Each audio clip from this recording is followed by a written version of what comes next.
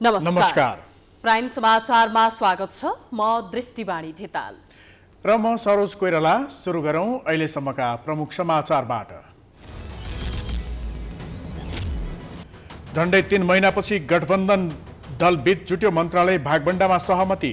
मन्त्रीको नाम छान्न दलभित्रै सकस। ज्योतिषीको सल्लाह बमोजिम 16 श्राद्धपछि मात्रै शपथ।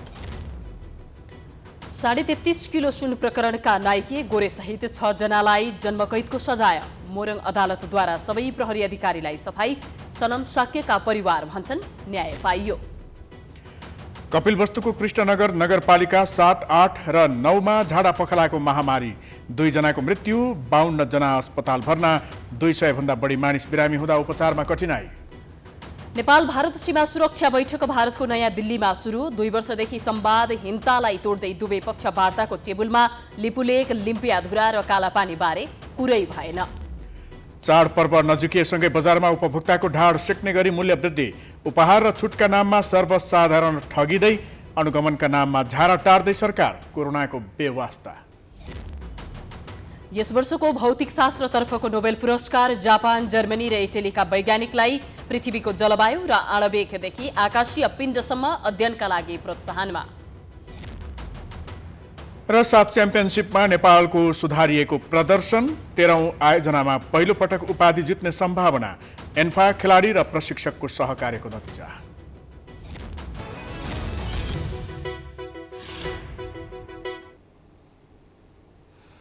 अब समाचार विस्तारमा।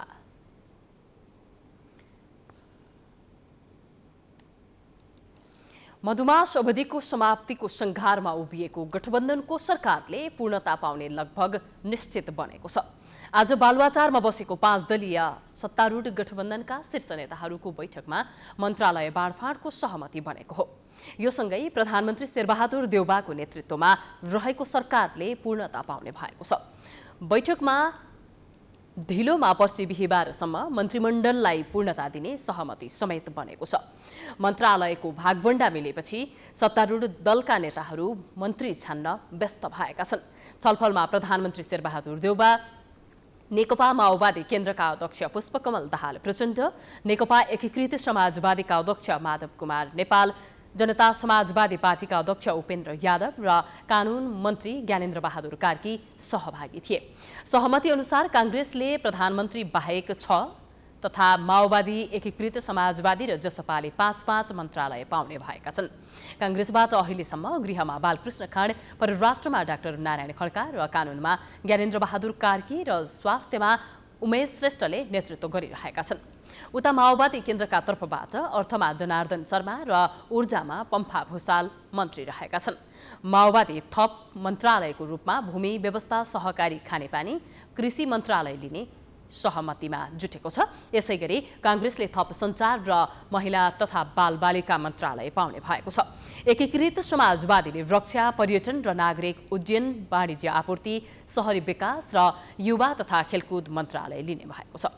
यस्तै जनता समाजवादी पार्टीले भौतिक पूर्वाधार तथा यातायात, शिक्षा, सङ्घीय मामिला र वन र श्रम लगायतका श्रम मन्त्रालय पाउने सहमति बनेको बताइन्छ। गठबन्धनमा रहेका सबै दलबीच शक्तिशाली र मालदार मन्त्रालयमा दाबी रहेपछि कुरा मिल्न सकेको थिएन।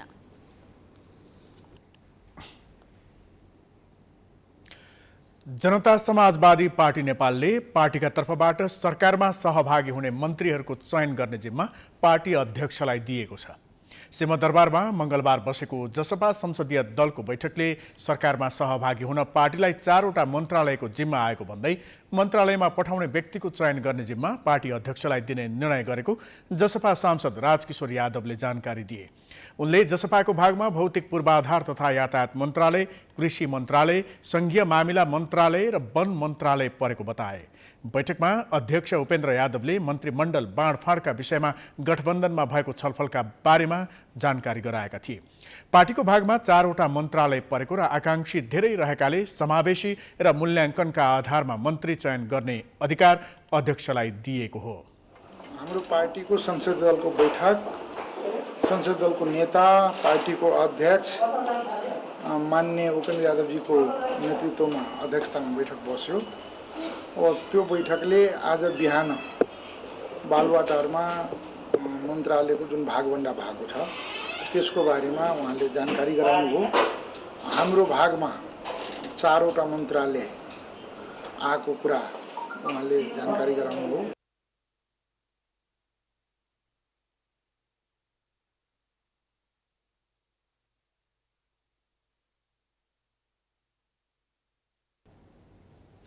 यसअघि मंगलबार बसेको गठबन्धनका शीर्ष नेताको बैठकले मन्त्रीमण्डल बाँडफाँडको संख्या टुङ्गो लगाएको थियो।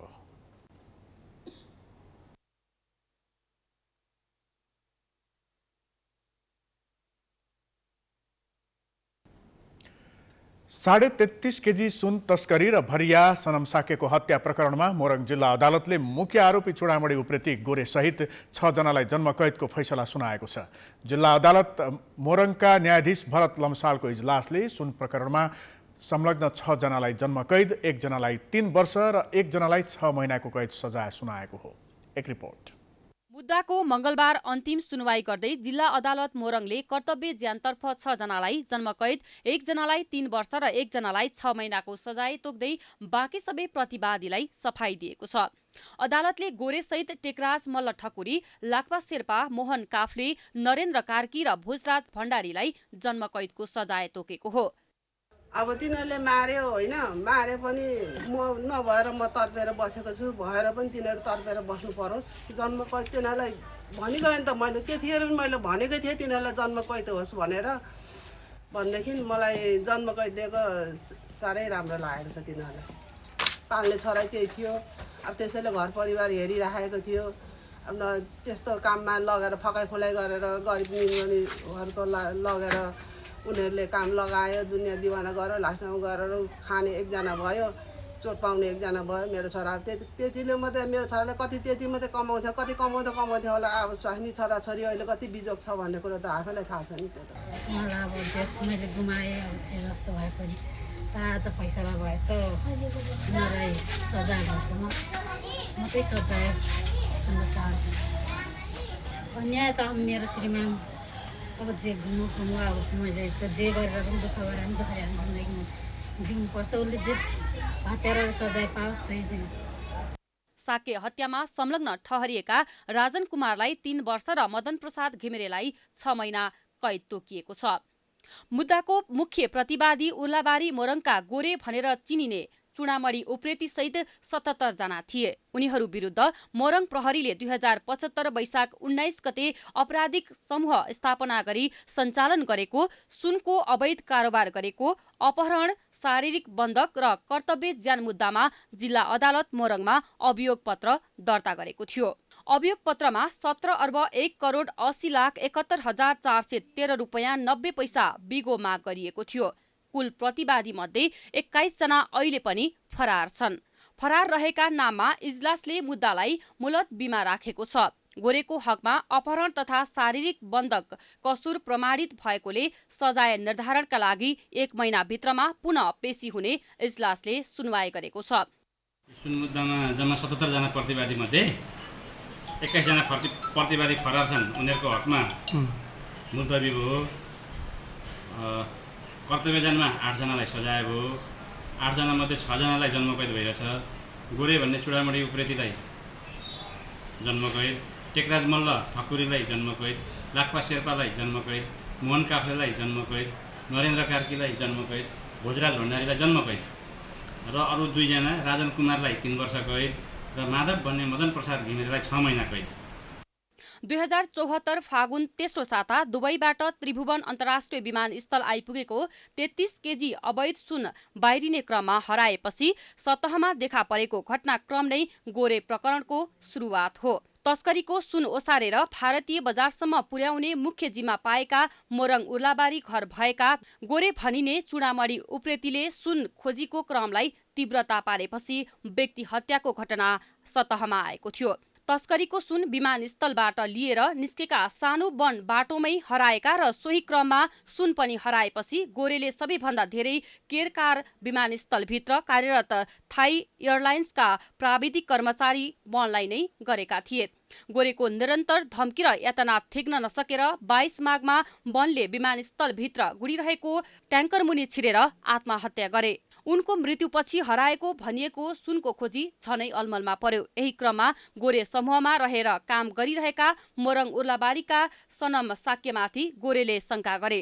गोरे समूहले सनम साक्यलाई उर्लाबारीको जंगलमा लगेर करेन्ट लगाउँदै यातना दिएका थिए। सोही क्रममा 2074 फागुन 18 मा सनमको मृत्यु भएपछि तस्करीको सुन हराइरहेको र सोही क्रममा सनमको मृत्यु भएको तथ्य बाहिरिएको थियो।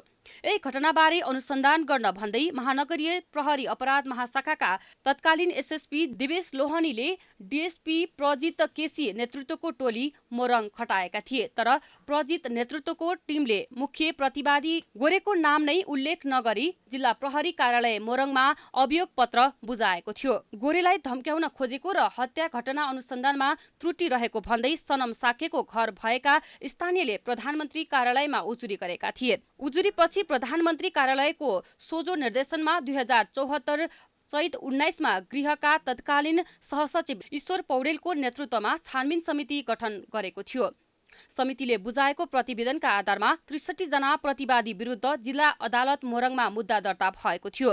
संगठित सुन तस्करीमा विमानस्थलमा कार्यरत पूर्व डीआईजी गोविन्द निरौला, विमानस्थलमा कार्यरत एसएसपी श्याम खत्री, सही बालकृष्ण सञ्जेल, हलद्वार विष्णु खड्का, प्रहरी जवान अमर थापा सहित विमानस्थलमा कार्यरत कर्मचारी, सुन व्यापारमा संलग्न आरके ज्वेलर्सका सञ्चालक आरके भनिने राजेन्द्र कुमार साक्य, व्यापारी विमल पोदार लगायतलाई आरोप लाग्यो। समितिले संगठित तस्कर समूहले विमानस्थलको ग्राउन्ड ह्यान्डलिङमा कार्यरत कर्मचारी, लोडर र प्रहरीको उच्च अधिकारीहरूसँगको मिलेमतोमा चुपचाप अवैध स्वर्ण धन्दा चलिरहेको निष्कर्ष निकालेको थियो। तर 33.5 किलो भनिएको सुन अझै भेटिएको छैन।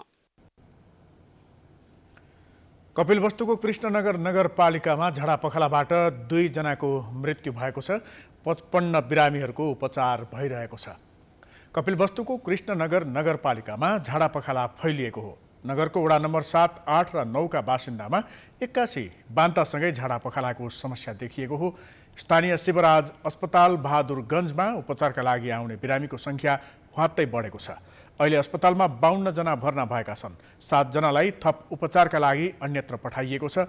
वडाभरि प्रकोप फैलिएपछि शिवराज अस्पताल, निजी क्लिनिक र स्वास्थ्य चौकीमा बिरामीको चाप बढेको जिल्ला स्वास्थ्य कार्यालय कपिलवस्तुका हेल्थ असिस्टेन्ट उमेश चन्द्र घिमिरेले जानकारी दिए। लुज मोसन हुने हामीले अब कर्मचारीहरू बोलायौँ होइन, बिरामी बढ्दै जानुभयो। हामीसँग पर्याप्त बेड भएको पनि नभएको हुनाले ग्यालेरीमा बाहिर पनि होइन, इमर्जेन्सीमा ड्रेसिङ रुममा एउटा बेडमा 2 जना 3 जना पनि राखेर उपचार गर्दै गयौँ होइन। बहादुरगञ्ज, सुखारामपुर, देवानगढिया, जमुना, दयानगर, विजयनगर, जुमिला, डबरा लगायतका गाउँमा झाडा पखाला र बान्ताका बिरामी बढेको अस्पताल प्रशासनले जनाएको छ। अहिलेसम्म विभिन्न गाउँका 200 भन्दा बढी मानिसहरू बिरामी परेका छन्। सरसफाइमा ध्यान नदिँदा तथा दूषित पानीका कारण झाडा पखालाको प्रकोप बढेको स्वास्थ्य कर्मीहरूको भनाइ छ। झाडा पखाला फैलिएसँगै जिल्ला स्वास्थ्य कार्यालय कपिलवस्तुको टोली बहादुरगञ्ज पुगेको छ।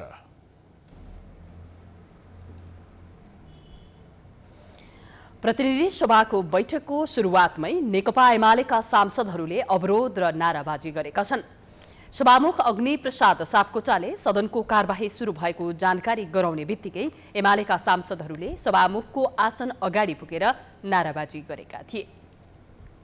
सभामुख सापकोटाले पटक पटक सभाको बैठक सुचारू गर्न दिनका लागि आग्रह गरे पनि एमाले सांसदहरूले अवरोध गर्न छोडेनन्। सभामुखले संविधानको धारा 105 मा भएको व्यवस्था अनुसार अदालतमा विचाराधीन मुद्दाबारे संसदमा छलफल हुन नसक्ने स्मरण गराए। सहयोग गरिदिन र प्रतिनिधि सभा नियमावली 2075 को नियम 6 को उपनियम 6 बमोजिम बैठक सञ्चालनमा आवश्यक सहयोगको लागि समेत अनुरोध गर्दछु। मान्य सदस्यहरू, मैले अघिल्ला बैठकहरूमा पनि भनेको छु, नेपालको संविधानको धारा 105 ले अदालतमा विचाराधीन मुद्दाहरूको सम्बन्धमा न्याय निरूपणमा प्रतिकूल असर पार्ने विषयमाथि सङ्घीय संसदको कुनै सदनमा छलफल गर्न बन्देज गरेको कुरा पुनः स्मरण गराउन चाहन्छु। एमालेले कारवाही गरेका 14 सांसदमाथिको कारवाहीको सूचना तास वा सदनमा जानकारी नगराई सभामुखले एमाले विभाजनमा सहयोगी भूमिका खेलेको भन्दै सदन अवरुद्ध गर्दै आएको छ। एमालेको अवरोधका बीच सभामुख सापकोटाले कानून न्याय तथा संसदीय व्यवस्था मन्त्री ज्ञानेन्द्र बहादुर कार्कीलाई प्रधानमन्त्री शेरबहादुर देउवाको तर्फबाट राष्ट्रिय दलित आयोगको वार्षिक प्रतिवेदन 2076-77 को प्रस्तुत गर्न समय दिएका थिए। कार्कीले सो प्रतिवेदन पेश गरेसँगै 8 मिनेट बसेर सकिएको प्रतिनिधि सभाको अर्को बैठक असोज 22 गते शुक्रबार दिउँसो 1 बजेका लागि तोकिएको छ। नेपाल भारत 5औं सीमा सुरक्षा बैठक आज भारतको नयाँ दिल्लीमा बसेको छ। तर त्यो बैठकमा नेपाली भूमि कालापानी, लिपुलेक र लिम्पियाधुराको विषयले भने प्रवेश पाउन सकेन। भारतले कालापानी, लिपुलेक र लिम्पियाधुरालाई समेत समावेश आफ्नो राजनीतिक तथा प्रशासनिक नक्सा सार्वजनिक गरेपछि दुई देशबीच हरेक वर्ष हुनुपर्ने सीमा सुरक्षा बैठक अवरुद्ध भएको थियो। त्यसपछि नेपालले समेत ती भूमि आफ्नो राजनीतिक तथा प्रशासनिक नक्सामा समावेश गरेर जारी गरेपछि नेपाल र भारतबीच औपचारिक रूपमा कुनै पनि कूटनीतिक संवाद हुन सकिरहेको थिएन। आज बसेको बैठक भने सीमा सुरक्षा, सीमा नियमन, नेपाल भारत सीमा नाका प्रयोग गरी हुन सक्ने अन्तर्देशीय अपराध रोकथाम तथा नियन्त्रण, सीमा क्षेत्रमा संयुक्त गस्ती लगायत विषयमा केन्द्रित रहेको थियो। दुवै देशका सीमा सुरक्षा प्रमुख सम्मिलित बैठकमा नेपालको नेतृत्व सशस्त्र प्रहरी महानिरीक्षक शैलेन्द्र खनालले गरेका छन्। बैठकमा नेपालका तर्फबाट सशस्त्र प्रहरी कार्य तथा सीमा विभाग प्रमुख एआईजी पुष्पराम केसी, प्रशासन विभागका डीआईजी नारायण दत्त पौडेल र इन्स्पेक्टर नारायण गुरुङको सहभागिता रहेको छ। भारतको तर्फबाट भारतीय सशस्त्र सीमा बल एसएसबीका महानिर्देशक कुमार राजेश चन्द्रा सहितको टोली सहभागी थियो। 2069 सालदेखि दुवै देशले आलोपालो रूपमा बैठक आयोजना गर्ने भनिए पनि भारतका कारण नियमित बैठक हुन सकेको छैन। भोलिसम्म चल्ने यो बैठकमा भारतीय अतिक्रमणमा परेका कालापानी र सुस्ता बाहेक क्षेत्रमा मात्रै कुराकानी, समीक्षा र आगामी रणनीतिबारे योजना तय हुने बताइएको छ। यसअघि दुवै देशका सीमा सुरक्षा प्रमुख स्तरीय चौथो बैठक 2076 साल मङ्सिर 4 र 5 गते पोखरामा बसेको थियो। 2 वर्ष बसेको बैठकमा संयुक्त सुरक्षा अभ्यास र संयुक्त गस्ती सहित आतंकवाद र सीमा अपराध नियन्त्रण, सूचना आदान प्रदान लगायत 8 बुँदे सहमति भए पनि सहमतिका विषय कार्यान्वयन भएका छैनन्। केही दिनदेखि संघीय संसद सचिवालयमा सांसद, उनीहरूका स्वकीय सचिव लगायतले चाडपर्व पेस्कीबारे जिज्ञासा राख्दै आएका छन्। तलबभन्दा पनि चाडपर्व भत्तामा रहेको सांसदहरूको चासोको जवाफ संसद सचिवालयले पेस्की बाहेकको तलब पठाएर दिँदै गर्दा राज्यकोषमा 3 करोड 75 लाख रुपैयाँ बढी बचत भएको छ। एक रिपोर्ट। भत्ता बापतको रकम पाउने नपाउने बारे सांसदहरूले संघीय संसद सचिवालयमा चासो राखिरहँदा सचिवालयले भने दशैं पेस्की बाहेकको तलब पठाएको छ। सांसदहरूले चाडपर्व नजिकैसँगै पेस्कीबारे चासो राखेको भए पनि सांसदहरूको तलब सुविधा सम्बन्धी ऐनमा दशैं भत्ताको व्यवस्था नभएको जवाफ संसद सचिवालयले फर्काउँदै आएको थियो। चाडपर्व नजिकैसँगै सांसद स्वयं पिए सचिवालयका कर्मचारी मार्फत दिनौ धेरैले चाडपर्व भत्ताको बारेमा चासो राखिरहँदा संसद सचिवालयले समेत मन्त्री परिषदबाट कुनै निर्णय आउला कि भनेर मंगलबार दिउँसोसम्म कुरेको थियो। तर पेस्की बारेको कुनै कानुनी निर्णय आउने संकेत नपाएपछि संसद सचिवालयले कानुन अनुसारको तलब निकासा गरेको छ। विगतमा चाहिँ 2 वर्ष अगाडि मन्त्री परिषदको निर्णयले उहाँलाई दशैं खर्च जुन छ पेस्की चाडपर्व खर्च भनौँ न, दशैं भन्दा पनि त्यो चाडपर्व खर्च उपलब्ध गराएको अवस्था हो। गत वर्ष उहाँहरूले फिर्ता गर्नुभयो हामीले त्यही उपलब्ध गराउँदाखेरि। त्यसपछि अर्को मन्त्री परिषद निर्णय गरेको छैन। अब हामी सांसदहरूले पाउने जुन सेवा सुविधा छ त्यो सम्बन्धी ऐनमा यसको व्यवस्था छैन। त्यो हिसाबले अहिले बजेट पनि नेपाल सरकारले अर्थ मन्त्रालय मार्फत उपलब्ध गराएको छैन। अहिले बजेट पनि नभएको र त्यसरी निर्णय पनि नआएको हुनाले यो पटक उपलब्ध गराउन सक्ने अवस्था चाहिँ सचिवालयको छैन।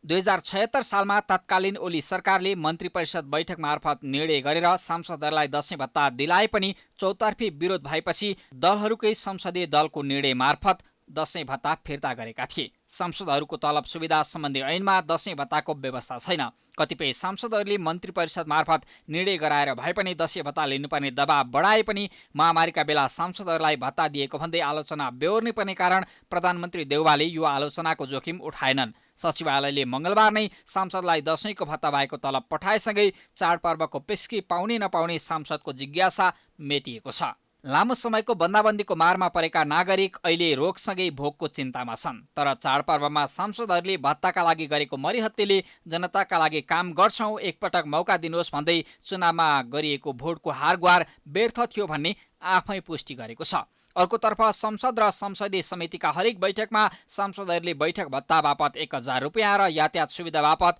1000 रुपियाँ प्राप्त गर्छन्। बैठकमा सहभागी हुन नभई हाजिर मात्रै गरेर भत्ताकै लागि दौडधुप गर्ने सांसदहरू समेत धेरै छन्। तर सांसदहरूभन्दा बढी खट्नुपर्ने संसद सचिवालयका कर्मचारीलाई अतिरिक्त सेवा सुविधा र प्रोत्साहनका कुनै कार्यक्रम नै छैनन्। अहिले कर्मचारीहरूको हकमा कुनै पनि त्यस्तो व्यवस्था छैन। अर्थ मन्त्रालय मार्फत हामीले चाहिँ विगतमा पनि रिक्वेस्ट गरेका हौँ। कर्मचारी साथीहरूले युनियन मार्फत पनि धेरै आवाजहरू उठाउनु भएको छ, तर ती कुराहरू कुनै व्यवस्था भएको छैन। अब मान्य सदस्यज्यूहरूको हकमा चाहिँ ट्रान्सपोर्टेसन भत्ता 1000 र मिटिङ भत्ता चाहिँ 1000 पाउनुहुन्छ। यो चाहिँ सभा बस्दाखेरि पनि र समितिको बैठकहरू हुँदा पनि प्राप्त गर्नुहुन्छ।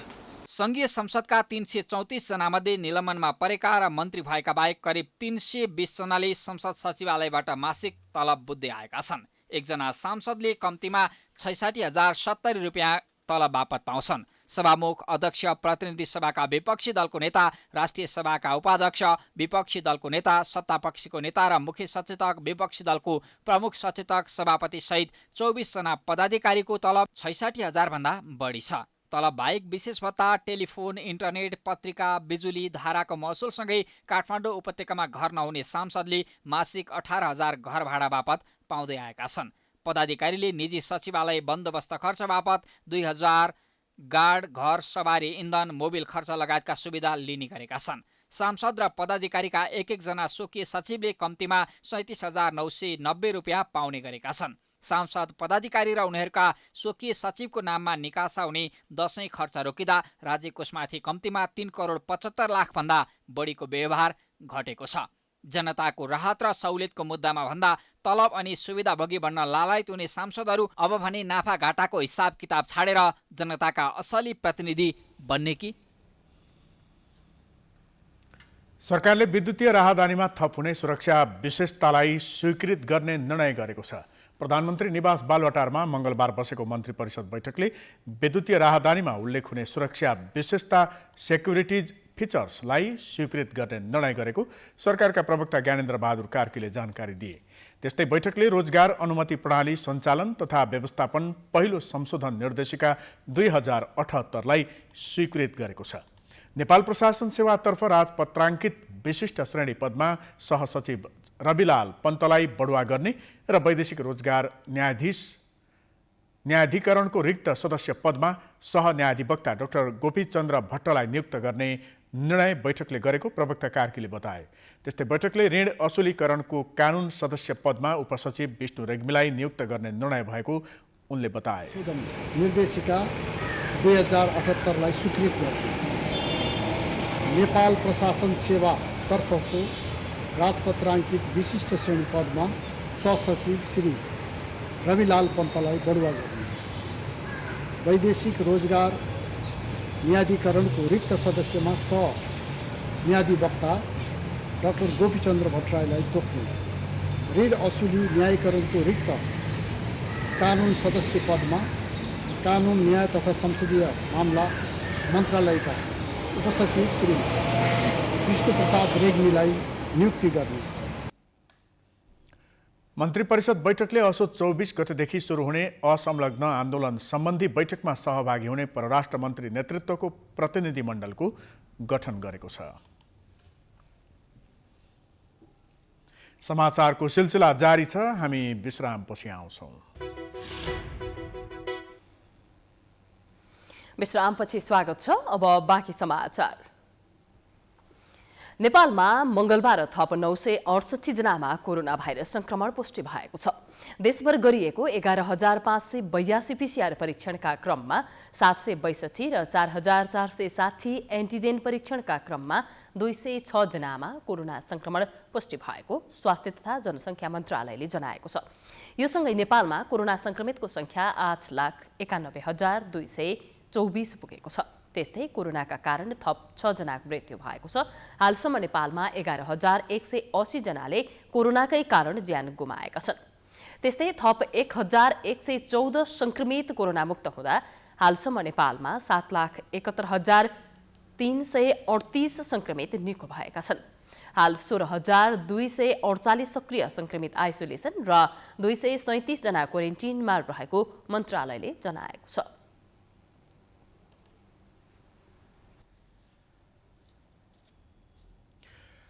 कोरोना महामारीका कारण 1 वर्ष अघि नै भइसक्नुपर्ने दादुरा उन्मूलनमा थप चुनौती देखिएको छ।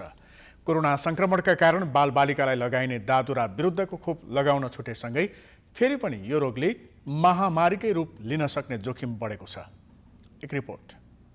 सरकारले सन् 2020 सम्ममा दादुरा निवारण गर्ने लक्ष्य लिएको थियो, तर कोरोना महामारीका कारण यो अभियान सफल बन्नुको सट्टा उल्टै महामारी फैलिने खतरा बढेको छ। नेपालमा दादुरा उन्मूलनको लक्ष्य पूरा हुन नसकेपछि विश्व स्वास्थ्य संगठनले 2023 सम्ममा दादुरा उन्मूलन गर्ने लक्ष्य राखेको छ। कोरोनाका कारण देशभरका विभिन्न जिल्लामा नियमित सञ्चालन हुँदै आएका दादुरासँगै अन्य रोगका खोपले निरन्तरता पाउन नसक्दा खोप लगाउने उमेर पुगेका झण्डै 20% बालबालिका यस खोपबाट वञ्चित भएका छन्। यसको प्रभावले आगामी दिनमा जोखिमलाई झनै बढाएको छ। यसरी बालबालिकाहरूमा लगाउने नियमित खोप प्रभावित हुँदा भविष्यमा महामारी फैलिने खतरा बढेको खोप विज्ञ श्याम उप्रेती बताउँछन्। यस्ता बालबालिकाको पहिचानसहित विकल्प निकाल्नुपर्ने उनको धारणा छ। यदि यो भ्याक्सिनको कवरेज बच्चाहरूमा कम भयो, बच्चाले खोप पाएन भने ती पुराना जुन नियन्त्रण भएको सबै रोगहरू फेरि फर्केर आउँछ।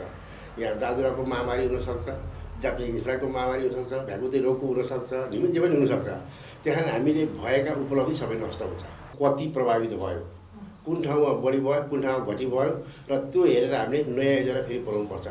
जहाँ जहाँ कभरेज कम भएको छ, बच्चाहरू खोप लगाउन छुटेका छन्, अब जब अवस्था जस्तो नर्मलतिर सामान्य हुन जान्छ त्यो बेला हामीले योजना गरेर उनीहरूलाई फेरि गर्नुपर्ने पछि आउँछ। दादुरा विरुद्धको खोपको विकास हुनु अगाडि अधिकांश बालबालिकालाई दादुराले समात्ने गरेको थियो, तर यही रोग बालबालिकाको मृत्युको प्रमुख कारण मध्येको एक थियो। 2036 सालदेखि दादुराको खोप लगाउन सुरु भएपछि यसबाट हुने मृत्युमा पनि कम आएको थियो। दादुराको खोप 2045 सालमा मात्रै देशका सबै जिल्लामा पुर्याउन सकिएको थियो। अहिले कोरोना संक्रमणको प्रभावले खोप लगाउने बालबालिकाको संख्यामा कमी आउँदा जोखिम बढेको छ। नेपालमा 16,000 खोप केन्द्रबाट खोप लगाइन्छ, तर पनि कतिपय खोप केन्द्रका बारेमा जानकारी नहुनु, खोप प्रतिको अनभिज्ञता, सूचनाको अभाव र मानिसको खोप प्रतिको नकारात्मक धारणा लगायतका कारण सबैको पहुँचमा पुग्न सकेको छैन। बालबालिकालाई पूर्ण मात्रामा खोप दिन सूचनाको आवश्यकता छ, साथै खोपको पहुँचमा विस्तार गर्नुपर्ने देखिन्छ। साथै सरकारले खोप नलगाएका बालबालिकाको पहिचान गर्नु समेत आवश्यक छ। 2020 मा जुन बच्चाहरू चाहिँ खोप लगाउनबाट केही बच्चाहरू छुटे, ती बच्चाहरूलाई क्याचअप गर्नुपर्छ, ती बच्चाहरूलाई पुनः खोप लगाउनुपर्छ भन्ने बारेमा पनि हामीले सबै स्वास्थ्य कर्मीहरूलाई, गाउँपालिका, नगरपालिका र हाम्रो संयन्त्र जति छ ती संयन्त्रहरूमा चाहिँ यो कुराहरू पुर्याएका छौँ। र यसै बिचमा तपाईँले सोध्नुभएकै सन्दर्भमा हामीले एउटा कस्तो अचम्मको कस्तो चाहिँ काम गर्न सफल भयौँ भने हामी 2020 मा चाहिँ हामीले मिजल्स रुबेलाको क्याम्पेन पनि सञ्चालन गऱ्यौँ। जुन कुरो चाहिँ त्यस्तो पेन्डेमिककै बेलामा पनि हामीले क्याम्पेन गऱ्यौँ, किनभने हामीलाई दादुरा चाहिँ एलिमिनेसन गर्ने जुन अभियान छ त्यो अभियान अन्तर्गत हामीले अहिले राखेको लक्ष्य हासिल गर्न नसके पनि 2023 सम्ममा हामीले दादुरा रुबेलालाई चाहिँ नि हामीले एलिमिनेसन गर्नुपर्छ। दादुरा अत्यन्त संक्रामक रोग हो। यो रोग बिरामीले खोक्दा, हाच्चु गर्दा निस्किने थुक वा सिगानबाट छिटा हावाको माध्यम हुँदै एक व्यक्तिबाट अर्को व्यक्तिमा सर्छ। दादुराले निमोनिया, अन्धोपन, हाड जोड्नी सुन्निने, बहिरापन र मेनिन्जाइटिससम्म गराउन सक्ने चिकित्सक बताउँछन्। गैर-आवासीय नेपाली संघ NRNA आगामी नेतृत्वका लागि डाक्टर बद्री केसीले उम्मेदवारी घोषणा गरेका छन्। मंगलबार काठमाडौँमा समृद्धि र रूपान्तरण हाम्रो साझा अभियान भन्ने नारासहित केसीले आगामी नेतृत्वका लागि उम्मेदवारीको घोषणा गरेका हुन्। उम्मेदवारी घोषणा गर्दै केसीले वैदेशिक रोजगारीका लागि मानव अधिकार र सुरक्षाको प्रत्याभूत भएका देशहरूसँग साझेदार गर्ने बताएका छन्। उनले गैर-आवासीयलाई नागरिकता दिलाउने, गैर-आवासीय नेपालीको लगानी नेपाल भित्र्याउने लगायतका प्रतिबद्धता जनाएका छन्। आफू अध्यक्षमा निर्वाचित भए श्रमिकको पैसाले श्रमिककै लागि श्रम बैंक खोल्ने, NRNA फाउन्डेसनको संरचना नेपालमा 7 प्रदेशमा विस्तार गर्ने, NRNA र नेपाल सरकार बीच थप प्रगाढ सम्बन्ध स्थापित गर्ने लगायतका काम गर्ने बताएका छन्। हजारौंको संख्यामा नेपालीहरूले जागिर गुमाएका छन्। उनीहरूको पुनर्एकीकरण एवं नेपालमै क्षमता अनुसारको रोजगारी सृजना गर्न नेपाल सरकारसँग सहकार्य गरेर अघि बढ्नुपर्ने ठुलो जिम्मेवारी हामीमाझ छ। गैरावासी नेपाली सङ्घको 9औं महाधिवेशनमा हामीले गरेको प्रतिबद्धता अनुरूप अघि सारेका सङ्घको पुनर्संरचना, स्मार्ट एनआरएनए, संस्थागत विकास, आर्थिक पारदर्शिता लगायतका कार्यको जग स्थापना भइसकेको छ। वर्तमान कार्य समिति उपाध्यक्ष समेत रहेका केसीले यसअघि आफूले अघि सारेका कामलाई पूरा गर्नका लागि अध्यक्षमा उम्मेदवारी दिने निर्णयमा पुगेको बताएका थिए। गैर-आवासीय नेपाली सङ्घ एनआरएनए 10औं महाधिवेशन मार्फत नयाँ नेतृत्वका लागि कुल आचार्य र रविना थापाले यसअघि नै उम्मेदवारी घोषणा गरिसकेका छन्।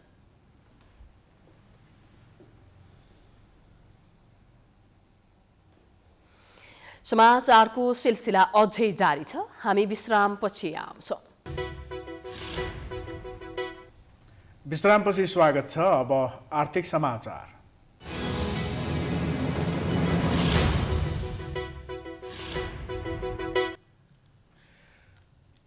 चाडपर्व नजिकिएसँगै किनमेल गर्न बजार धाउनेको संख्या ह्वात्तै बढेको छ। यही कारण अहिले काठमाडौँ उपत्यकाका मुख्य बजारमा भिडका कारण खुट्टा टेक्ने ठाउँ समेत छैन।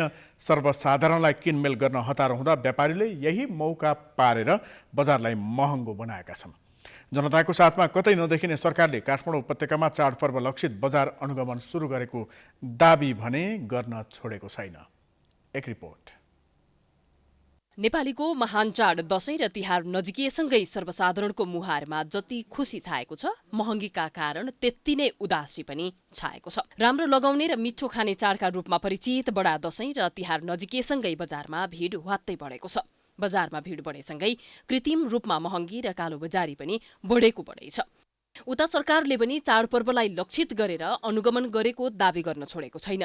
सम्बन्धित निकायका अनुसार वर्षभरि अनुगमन हुने भए पनि अहिले बढी किनमेल हुने भएकाले यो समयमा बढी प्राथमिकता दिने गरेको जिल्ला प्रशासन कार्यालय काठमाडौँका प्रमुख गोविन्द प्रसाद रिजालले बताएका छन्। प्रमुख रिजालका अनुसार असोज 1 देखि 18 गतेसम्म गरेको अनुगमनमा 189 जनालाई कारबाही गरिएको छ भने 65 जनालाई स्पष्टीकरण सोधिएको छ। अब 1 गतेभन्दा पछाडिको विवरणहरू हेर्नुभयो भनेपछि हिजोसम्म झन्डै 16,42,000 जति हामीले विभिन्न फर्महरूबाट विभिन्न व्यवसायीहरूबाट जरिमाना गरेका छौँ र अब त्योभन्दा पनि महत्त्वपूर्ण कुरा सुधार गर्नुपर्ने ठाउँहरूमा यो कुराहरू चाहिँ सुधार गर्नुस् भनेर निर्देशन गर्ने कामहरू गरेका छौँ।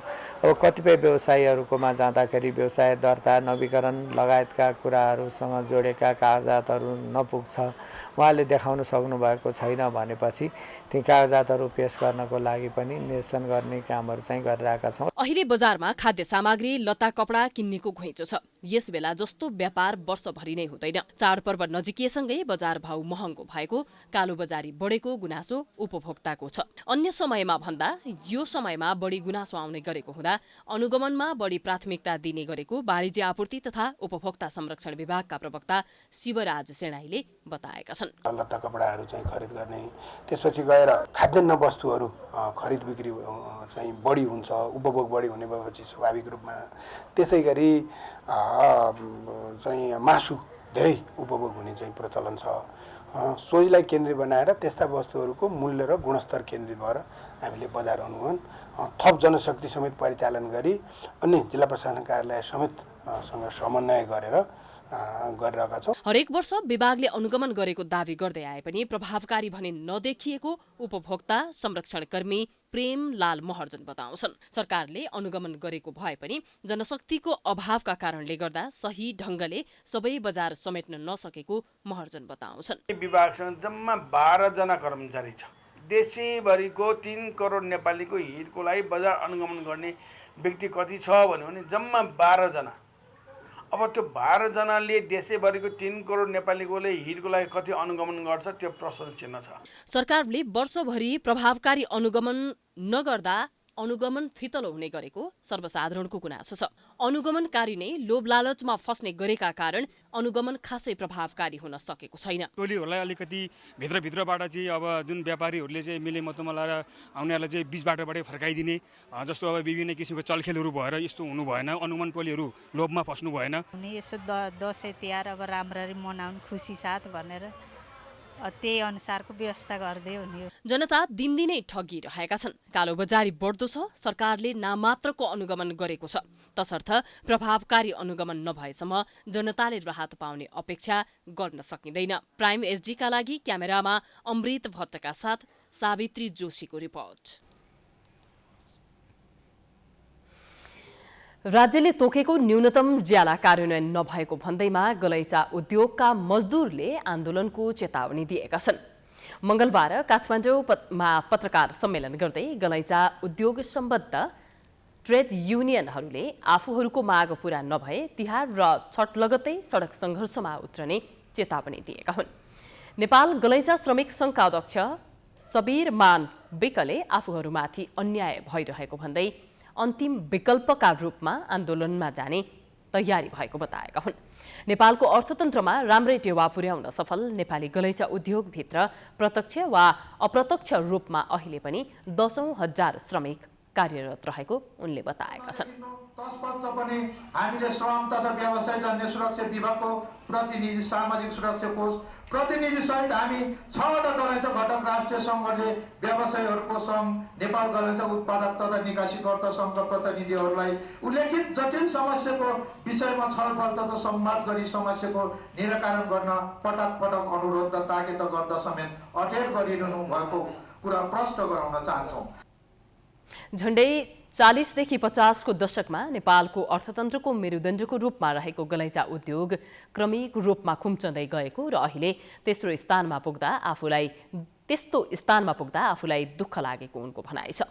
त्यस्तै जुट, गार्मेन्ट, कार्पेट, टेक्सटाइल मजदुर युनियन नेपालका उपप्रमुख युवराज जिरेलले अब सडक सङ्घर्षको विकल्प नदेखिएको बताएका छन्। अखिल नेपाल क्रान्तिकारी गलैँचा मजदुर सङ्घको अध्यक्ष विशाल सुब्बाले नेपालको संविधानले जारी गरेको श्रम ऐन 2074 र सामाजिक सुरक्षा कोष 2074 कार्यान्वयनमा व्यवसायीहरूको तत्परता नदेखिएको गुनासो गरेका थिए।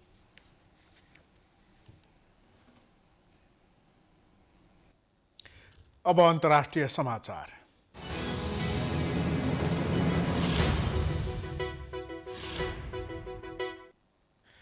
यस वर्षको भौतिक शास्त्रतर्फको नोबेल पुरस्कार जापान, जर्मनी र इटलीका 3 वैज्ञानिकलाई संयुक्त रूपमा प्रदान गरिएको छ। मंगलबार रोयल स्विडिश एकाडेमी अफ साइन्सका महासचिव गुरान हन्सनले जापानका स्युकुरो मानावे र जर्मनीका क्लाउस हासेलमनलाई आधा र बाँकी आधा इटलीका गियोर्जियो परिसीलाई आधा गरी भौतिक शास्त्रको नोबेल पुरस्कार दिने निर्णय भएको घोषणा गरेका हुन्। मानावे र क्लाउसलाई उनीहरूको पृथ्वीको जलवायु भौतिक मोडलिङ बारे गरेको अध्ययन र पारिसीलाई आणविकदेखि आकाशीय पिण्डसम्मको भौतिक प्रणालीको गडबडी बारे गरेको अध्ययनका लागि नोबेल पुरस्कार दिने घोषणा गरिएको हो। एउटै क्षेत्रमा काम गरेका वैज्ञानिकलाई संयुक्त रूपमा नोबेल पुरस्कार दिने प्रचलन छ। गत वर्ष पनि कालो छिद्रबारे अध्ययन गरेका 3 वैज्ञानिकलाई भौतिक शास्त्रतर्फको नोबेल पुरस्कार दिइएको थियो।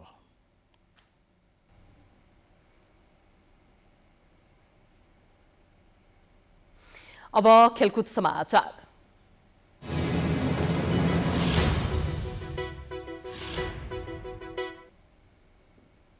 बाह्रपटक साफ च्याम्पियनसिपमा भाग लिँदा नेपालको प्रदर्शन कहिल्यै उल्लेखनीय रहेन। तर दक्षिण एसियाली फुटबलको सबैभन्दा ठूलो प्रतियोगिताको 13औं संस्करणमा नेपालको सुरुवात दमदार देखिएको छ। स्याफ च्याम्पियनसिपको फाइनलसम्म कहिल्यै पुग्न नसकेको नेपाल यसपालि उपाधिको दावेदारका रूपमा अगाडि आएको छ। मालदिप्समा आयोजना भइरहेको 13औं साफ च्याम्पियनसिपको पहिलो खेलमा नै बलियो मानिएको आयोजक मुलुकलाई हराउँदै नेपालले नेपाली फुटबल प्रेमीको मन जितेको थियो। त्यसपछि दोस्रो खेलमा उपाधिको अर्को दावेदार श्रीलङ्कालाई हराएर नेपालले फुटबलमा गुमाएको पुरानो शानलाई फर्काएको छ। 5 मुलुक सम्मिलित यो प्रतियोगितामा नेपालले दोस्रो जितसँगै पहिलो पटक फाइनलमा स्थान समेत लगभग पक्का गरेको छ। सोमबारको जितपछि नेपाल 5 अङ्कसहित तालिकाको शीर्ष स्थानमा छ। साफ च्याम्पियनसिपमा नेपालले श्रीलङ्कालाई पछिल्लो पटक सन् 1979 हराउँदा पनि अहिले जस्तै 3-2 नतिजा निकालेको थियो। नेपालले यो प्रतियोगितामा अझै 2 खेल खेल्न बाँकी छ। तर अहिलेसम्मको खेललाई निहाल्ने हो भने नेपालले विगतमा पछ्याउँदै आएको शैलीमा व्यापक परिवर्तन गरेको छ। विजेताको शैलीमा मैदानमा उपस्थिति जनाएको छ। यसलाई खेलाडी, प्रशिक्षक र एन्फाको सही सहकारीका रूपमा अर्थ्याउन सकिन्छ। यसमा म चाहिँ के भन्छु भन्दाखेरि यसको जस सबैले लिनुपर्छ। यो फुटबल भनेको टिम गेम हो। यसमा म्यानेजमेन्ट पार्टमा पनि अब चाहिँ यसमा चाहिँ धेरै मेहनतहरू गरेको हुन्छ। जस्तै यो खेलाडी हामीले बङ्गलादेशमा जुन साफ च्याम्पियनसिप लास्ट इयर खेल्यौँ त्यो बेलामा हामी सेमी फाइनलमा जुन हार्न पुग्यौँ। अब मलाई के लाग्छ भन्दाखेरि त्यसपछि हामीले तयारीहरू गऱ्यौँ। विशेष गरिकन वर्ल्ड कप क्वालिफाइङको म्याचको लागि तयारी पनि गऱ्यौँ। नेपालको इतिहासमा मात्र होइन कि अरू देशमा पनि सबैभन्दा लामो तयारी गरेको टिम भनेको नेपाल हो। नेपाललाई साफ च्याम्पियनसिपको ट्रफी चुम्ने मौका अहिलेसम्म प्राप्त भएको छैन। नेपाली फुटबल प्रेमीको मनलाई दुखाउने यो एउटा कारण बन्दै आएको छ। अन्तर्राष्ट्रिय फुटबलमा नेपालभन्दा पछि उदाएको मालदिप्सले समेत 2 पटक उपाधि जितिसकेको यो प्रतियोगितामा सबैभन्दा अभागी राष्ट्रका रूपमा नेपाल नै चिनिन्छ। तालिबानको शासनबाट मुक्त भएपछि फुटबलमा फर्किएको अफगानिस्तानले समेत यो उपाधि जितिसकेको छ। काठमाडौँमा भएको सेमिफाइनलमा नेपालले 2 पटक पेनाल्टीमा मौका चुकाउँदा फाइनलमा पुग्ने भाग्यमानी टोली बनेको अफगानिस्तानले भारतलाई हराउँदै उपाधि उचालेको थियो। त्यो दिनको खल्लो सम्झनालाई मेटाउन भए पनि नेपालले यसपालि उपाधि जित्नै पर्नेछ। अहिले युवा टोलीले त्यो लय समातिरहेका छन्। हामी समाचारको अन्त्यमा आइपुगेका छौँ। जाँदा जाँदै प्रमुख समाचार पुनः एकपटक। झण्डै 3 महिनापछि गठबन्धन बीच जुट्यो मन्त्रालय भागबण्डामा सहमति। मन्त्रीको नाम छान्न दलभित्रै सकस। ज्योतिषीको सल्लाह बमोजिम 16 श्राद्धपछि मात्रै शपथ। 33.5 किलो सुन प्रकरणका नाइके गोरो सहित 6 जनालाई जन्मकैदको सजाय। मोरङ अदालतद्वारा सबै प्रहरी अधिकारीलाई सफाई। सनम साक्यका परिवार भन्छन् न्याय पाइयो। कपिलवस्तुको कृष्णनगर नगरपालिका 7, 8 र 9 मा झाडा पखालाको महामारी। 2 जनाको मृत्यु, 52 जना अस्पताल भर्ना। 200 भन्दा बढी मानिस बिरामी हुँदा उपचारमा कठिनाई। नेपाल भारत सीमा सुरक्षा बैठक भारतको नयाँ दिल्लीमा सुरु। 2 वर्षदेखि संवादहीनतालाई तोड्दै दुवै पक्ष वार्ताको टेबलमा। लिपुलेक, लिम्पियाधुरा र कालापानीबारे कुरै भएन। चाडपर्व नजिकिएसँगै बजारमा उपभोक्ताको ढाड सेक्ने गरी मूल्य वृद्धि। उपहार र छुटका नाममा सर्वसाधारण ठगिँदै अनुगमनका नाममा झारा टार्दै सरकार। कोरोनाको बेवास्ता। यस वर्षको भौतिक शास्त्रतर्फको नोबेल पुरस्कार जापान, जर्मनी र इटलीका वैज्ञानिकलाई पृथ्वीको जलवायु र आणविकदेखि आकाशीय पिण्डसम्म अध्ययनका लागि प्रोत्साहन। र साफ च्याम्पियनसिपमा नेपालको सुधारिएको प्रदर्शन। 13औं आयोजनामा पहिलो पटक उपाधि जित्ने सम्भावना। एन्फा, खेलाडी र प्रशिक्षकको सहकार्यको नतिजा।